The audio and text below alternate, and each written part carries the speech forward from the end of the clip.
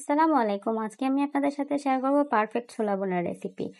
তার জন্য আমি 250 গ্রাম সিদ্ধ ছোলা নিয়েছি, আর এখানে হাফ টেবিল চামচ রসুন বাটা, হাফ টেবিল চামচ আদা বাটা, একটা সেদ্ধ আলু, ফালি করে রাখা কাঁচামরিচ, পেঁয়াজ কুচি আর পেঁয়াজ আর কয়েক টুকরা আমি গোটা করে কেটে নিয়েছি, একটু বড় বড় সাইজে কেটে নিয়েছি। এভাবে দিলে স্বাদটা ভালো আসে ছোলা বোনাতে।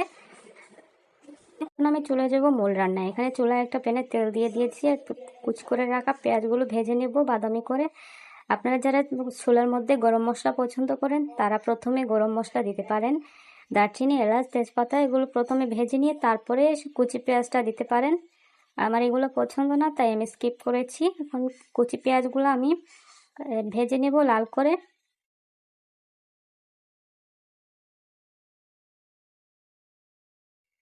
পেঁয়াজ কুচি একটু বেশি দিলে ছোলা বোনার স্বাদটা ভালো আসে, তাই চেষ্টা করবেন পেঁয়াজ বেশি করে দিতে।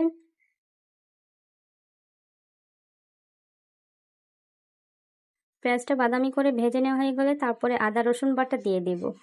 আদা রসুন বাটা দিয়ে 30 সেকেন্ড কষিয়ে নিব। কষানো হয়ে গেলে গুঁড়া মশলা দিয়ে দিব। তার আগে অল্প একটু পানি দিয়ে নিচ্ছি যাতে গুঁড়া মশলাটা পুড়ে না যায়। চা চামচের হিসাবে আমি 1 চা চামচ মরিচের গুঁড়া নিয়েছি, হাফ চামচ ধনিয়ার গুঁড়া, হাফ চামচ জিরার গুঁড়া, হাফ চামচ হলুদ গুঁড়া। সবগুলো মশলা আবারও ভালোভাবে কষিয়ে নেব। মশলাটা ভালোভাবে কষাতে হবে যাতে কোনো কাঁচা গন্ধ না আসে।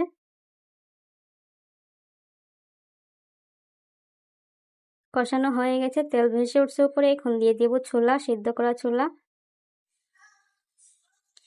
এখন কাঁচা মরিচ আর গোটা করে রাখা পেঁয়াজগুলো দিয়ে দিব, আর সেদ্ধ আলুটা হাত দিয়ে ভেঙে দিয়ে দিব।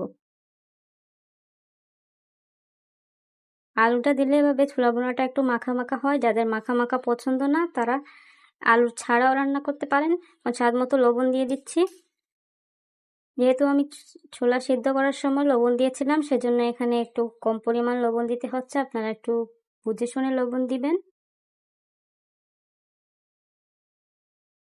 অল্প একটু পানি দিয়ে ঢেকে রেখে দিব।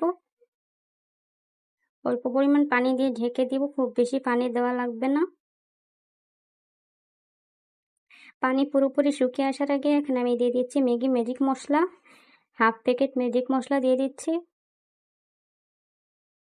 ছোলা খুব বেশি না, তাই হাফ প্যাকেট দিচ্ছি। ছোলা বেশি হলে পুরো প্যাকেটই লাগবে। মশলাটা দেওয়ার পরে আর কিছুক্ষণ জাল করে নিব, একটু নেড়ে চেড়ে পানিটা শুকিয়ে নিব। এখন আসি টিপসের বেলায়। অনেকে ছোলা রান্না করলে কালো কালো হয়ে যায়। কালো কালো হয়ে যাওয়ার কারণ হচ্ছে যখন আপনি ছোলা সেদ্ধ করবেন তখন